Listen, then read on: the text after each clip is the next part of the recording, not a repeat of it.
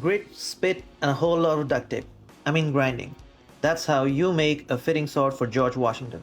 Let's take a dive into the world of metal casting and see how we made the 1767 epee-inspired sword.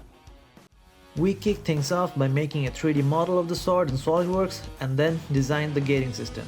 Magnasoft was used to simulate the casting process for proper filling of the casting with no porosities. Well, it took us 11 versions, but finally we did it.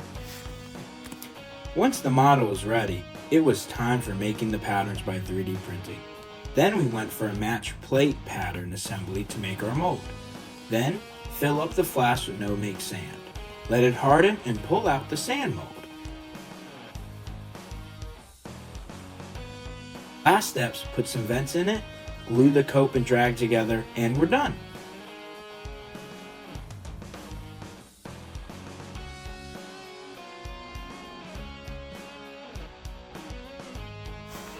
Now, for the moment we've all been waiting for, pouring the molten metal into the mold. Bright, hot, and real dangerous stuff. So let's get ready by putting on some silvers. It's showtime.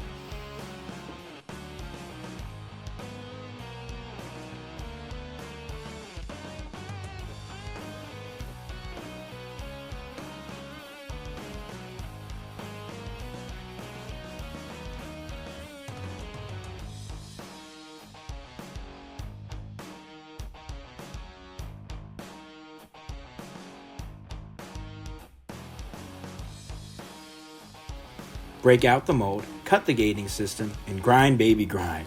Making a curved surface by grinding is not an easy task. We learned it the hard way.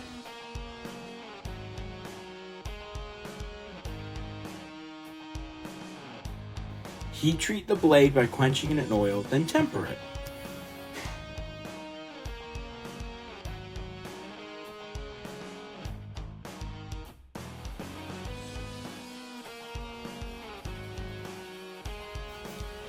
We made the crossguard by casting an ingot of brass and machining the wings of eagle out of it, and hand carved the handle by filing away cocobolo wood.